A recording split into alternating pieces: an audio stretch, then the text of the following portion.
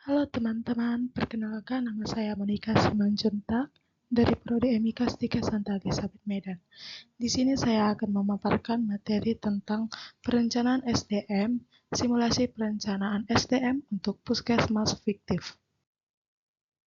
Sebelum itu, perlu kita ketahui apa itu perencanaan sumber daya manusia, yaitu proses sistematis yang digunakan untuk memprediksi permintaan dan penyediaan SDM di masa yang akan datang. Secara sederhana, analisis kebutuhan pegawai merupakan suatu proses analisis yang logis dan teratur untuk memenuhi jumlah dan kualitas pegawai yang diperlukan dalam suatu unit organisasi. Tujuannya agar setiap pegawai pada semua unit organisasi mendapatkan pekerjaan yang sesuai dengan tugas dan wewenang tanggung jawabnya.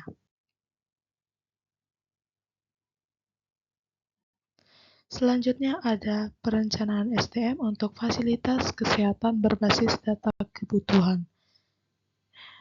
Kebutuhan tenaga kesehatan dihitung berdasarkan fasilitas kesehatan tingkat pertama berdasarkan standar ketenagaan minimal sesuai dengan Peraturan Menteri Kesehatan Nomor 75 Tahun 2014 tentang Pusat Kesehatan Masyarakat.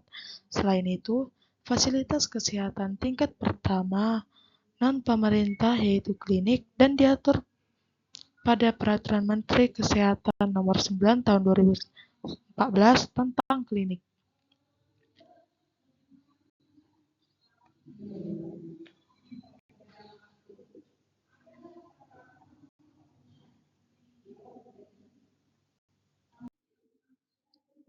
Selanjutnya ada metode analisis data. Yang pertama, kompilasi dan analisis ketersediaan sumber daya manusia kesehatan berdasarkan data tenaga kesehatan dari fasilitas pelayanan kesehatan, konsul profesi kesehatan, dan program pendayagunaan tenaga kesehatan Kementerian Kesehatan. Yang kedua, identifikasi standar ketenagaan minimal untuk setiap jenis dan kelas fasilitas pelayanan kesehatan. Yang ketiga, penggabungan dan data tenaga kesehatan per jenis dan kelas fasilitas pelayanan kesehatan dari seluruh provinsi. Yang keempat, perhitungan kebutuhan tenaga kesehatan per fasilitas pelayanan kesehatan berdasarkan standar ketenagaan minimal. Yang kelima, penyajian dan pembahasan hasil perhitungan kebutuhan tenaga kesehatan per provinsi. Yang keenam, rekomendasi untuk tindak lanjut bagi upaya pengadaan, pemberdayaan, dan pembinaan serta mengawali mutu tenaga kesehatan. Selanjutnya ada perencanaan sumber daya manusia di puskesmas. Perhitungan kebutuhan tenaga di puskesmas menggunakan pola standar minimal sesuai Peraturan Menteri Kesehatan Nomor 75 Tahun 2014 dengan membedakan jenis puskesmas, rawat inap dan non-rawat inap, namun belum pisah puskesmas berdasarkan wilayah perkotaan, perdesaan, terpencil atau sangat terpencil. Kelebihan tenaga diartikan sebagai tenaga yang telah berlebih berdasarkan jenisnya sesuai standar Fashion-Case. Hal ini dapat disebabkan oleh beberapa hal, yaitu jumlah penduduk di puskesmas tertentu cukup banyak sehingga dibutuhkan jumlah tenaga melebihi standar ketenagaan. Kemudian, menumpuknya tenaga kesehatan di puskesmas tertentu yang terletak di daerah urban dan belum ditetapkannya redistribusi tenaga kesehatan sesuai perencanaan kebutuhan oleh pemerintah daerah setempat. Kemudian ada perencanaan sumber daya manusia di puskesmas fiktif. Secara umum, rasio tenaga kesehatan di Indonesia mengalami kenaikan dari tahun 2017 sampai 2018 untuk semua pulau di Indonesia.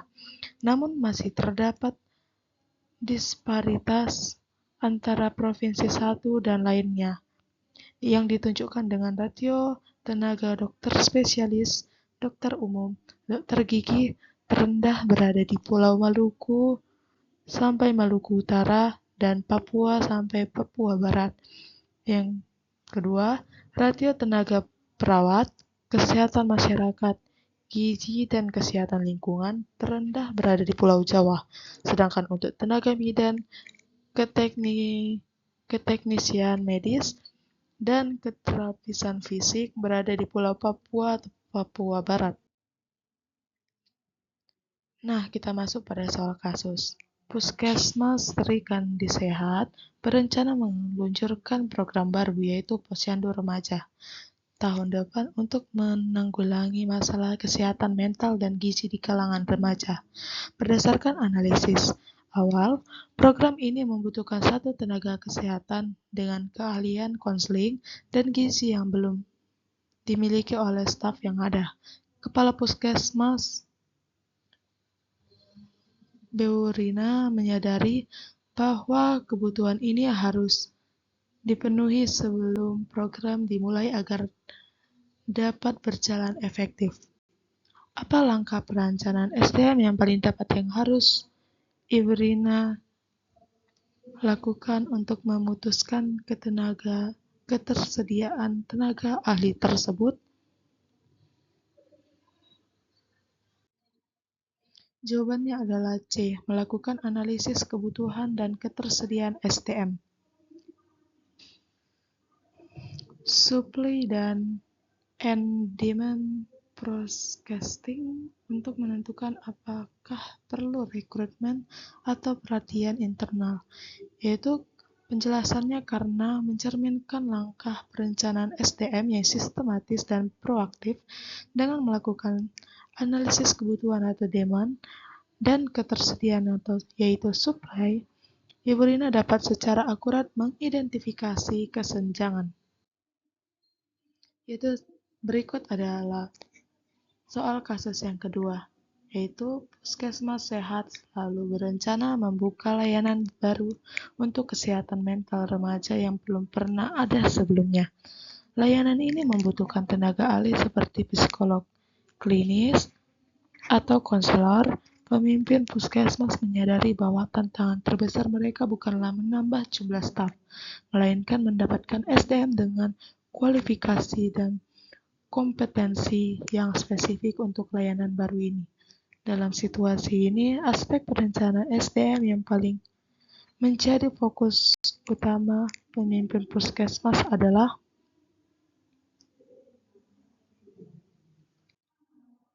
jawabannya adalah C. Perencanaan SDM berbasis kompetensi dan kualifikasi spesifik. Penjelasannya yaitu pembangunan layanan baru membutuhkan keahlian khusus yang tidak dimiliki oleh staf yang ada. Oleh karena itu, perencanaan tidak hanya berfokus pada jumlah atau kuantitas, tetapi juga pada kemampuan atau kualitas dan kompetensi SDM yang diperlukan untuk menjalankan layanan tersebut. Pimpinan harus mencari SDM yang memiliki sertifikasi atau latar belakang pendidikan yang relevan dengan psikolog atau konseling. Nah, teman-teman, sekian materi yang telah saya paparkan. Terima kasih.